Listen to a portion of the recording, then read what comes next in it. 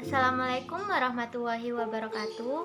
Perkenalkan, nama saya Rizky Yuliandini dengan NIM 200351100003 dari kelas A, Prodi Manajemen Sumber Daya Perairan, Fakultas Pertanian, Universitas Trunojoyo Madura. Di sini saya akan sedikit menjelaskan tentang praktikum identifikasi tumbuhan air. Di sini saya akan membacakan definisi tentang pengertian tumbuhan air.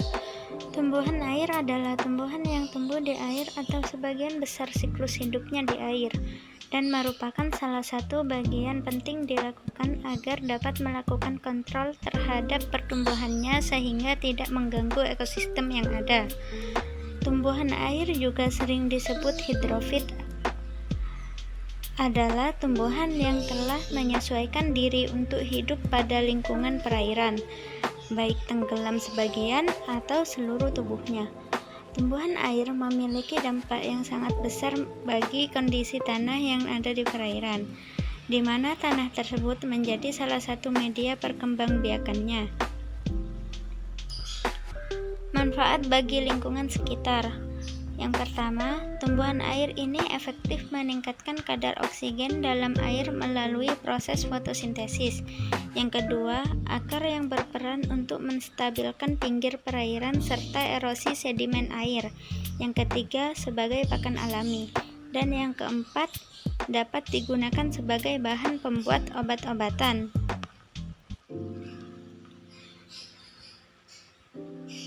Jenis tumbuhan air berdasarkan keberadaan sifat dan posisi hidup di perairan. Yang pertama, tumbuhan air yang dapat bertahan hidup di tepi perairan atau marginal aquatic plant. Yang kedua, tumbuhan air yang dapat bertahan hidup di dasar perairan atau the deep aquatic plant. Yang ketiga, tumbuhan air yang dapat bertahan hidup dengan cara melayang di perairan atau submerged aquatic plant.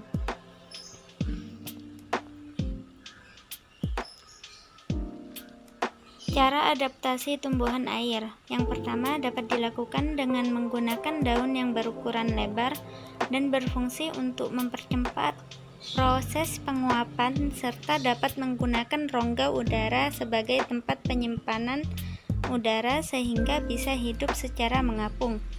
Yang kedua, dapat dilakukan dengan cara mengembangkan tubuhnya yang termasuk anti air dan antibakteri agar tidak dapat mengalami pembusukan pada batang meskipun kondisi tumbuhan terus-menerus terendam air. Jenis tumbuhan air yang saya amati.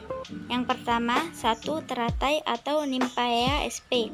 Teratai merupakan nama umum untuk genus Nymphaea sp yang merupakan tumbuhan air.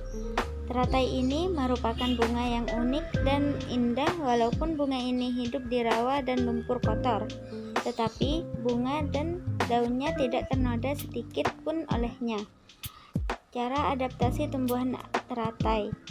Yang pertama, memiliki akar yang berongga dan berfungsi untuk proses penguapan. Yang kedua, dapat melakukan adaptasi dengan adanya perubahan arus, pH, dan perubahan ketersediaan air.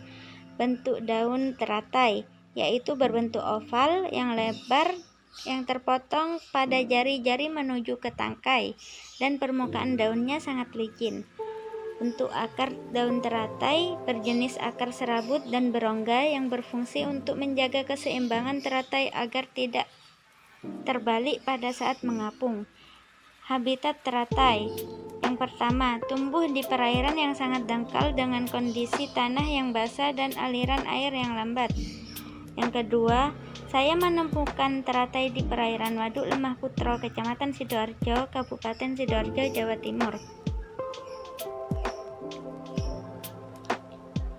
Kangkung air atau Ipomea aquatica. Kangkung air merupakan jenis tumbuhan di perairan tawar dengan kondisi air yang tenang serta dapat dimanfaatkan sebagai bahan obat-obatan dan pakan ternak unggas.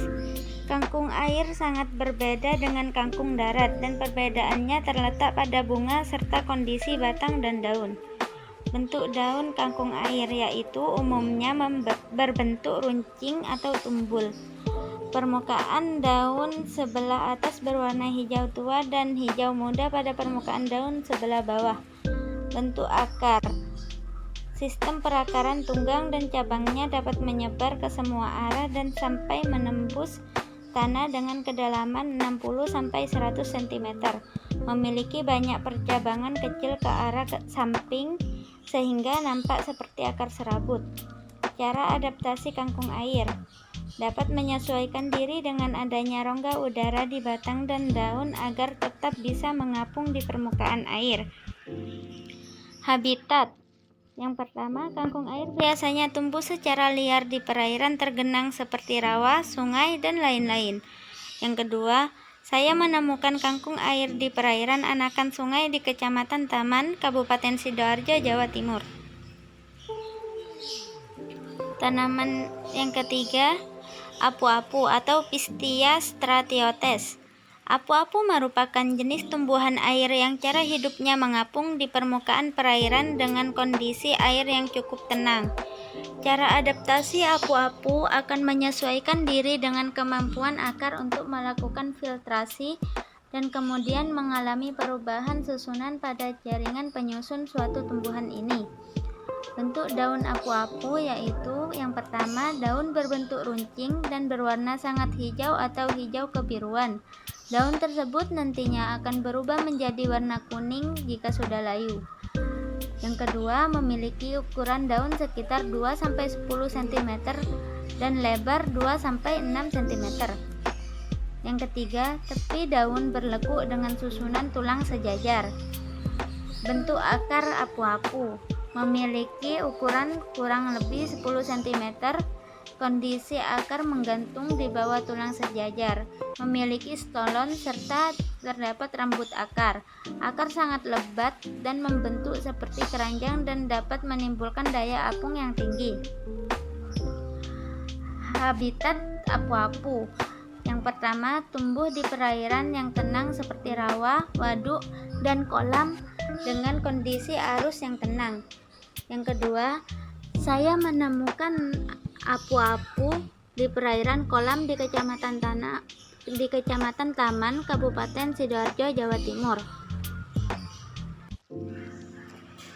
Dari ketiga tumbuhan air yang saya temukan, yaitu bisa melakukan perkembangbiakan secara vegetatif maupun secara generatif. Yang pertama, pada teratai perkembangbiakan generatif yaitu dengan cara biji, sedangkan vegetatif dengan cara menanam bakal tunas atau anakan melalui akar rimpang maupun daun. Sedangkan pada kangkung secara generatif sama seperti pada tumbuhan teratai, sedangkan secara vegetatifnya menggunakan cara stek batang. Sedangkan pada apu-apu perkembangbiakan generatif dengan cara penyerbukan pada bunga, sedangkan pada perkembangbiakan vegetatif dapat dilakukan melalui stolon. Dan di sini terdapat bentuk daun teratai, bentuk batang teratai, dan bentuk akar teratai. Dan ini bentuk daun kangkung air, bentuk akar kangkung air, dan bentuk batang kangkung air. Dan ini bentuk daun apu-apu, bentuk akar apu-apu, dan bentuk batang apu-apu.